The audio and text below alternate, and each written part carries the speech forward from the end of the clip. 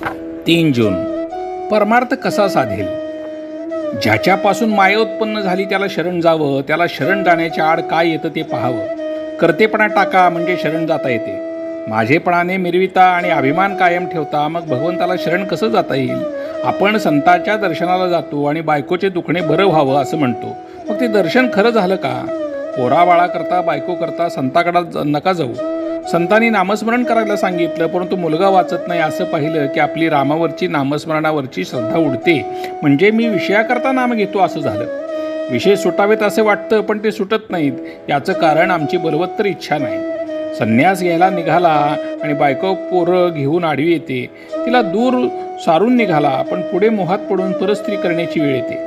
माणूस व्यसनाकरता सर्व करतो, परंतु परमार्थाकरता विषय आणि मोह दूर करून साधना कर म्हटलं तर निरनिराळ्या सबबी सांगून आपल्या डोळ्यासमोर उभे राहतात. 24 वर्ष अभ्यास केला तरी पोटभर खायला मिळत नाही, मग परमार्थ मात्र 2 वर्षात साध्य व्हावा असं कसं म्हणता? शांती ही परमार्थाची पहिली पायरी आहे. परमार्थ हा समजुतीचा आहे, उगीच कष्ट करण्याचा किंवा पारायणाचा नाही. बद्रीनारायणाची यात्रा करून तो साधणार नाही. त्यापेक्षा भगवंताच्या अनुसंधानात राहिल्याने जास्त फायदा होईल. काही खेळ जसे एकट्यानेच खेळायचे असतात, तसा परमार्थ हा आपल्याशीच करायचा खेळ आहे. तो आपल्याशीच करायचा अभ्यास आहे. खेळात काही बाह्य साधन तरी चाल लागतं, पण या अभ्यासात त्याचीही जरुरी नाही. परमार्थ हा वृत्ती सुधारण्याचा अभ्यास आहे. आपला परमार्थ जगाला जितका कमी दिसेल तितका आपल्याला फायदेशीर आहे. जगातल्या मोठेपणात मुळीच सार्थक नाही. खरा मोठेपणा नसताना उगीच मोठेपणा वाटणे हा फार मोठा घात आहे.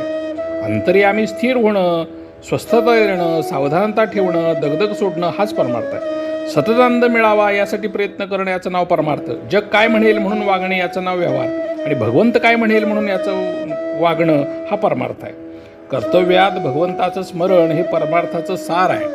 श्रीराम जय राम जय जय राम.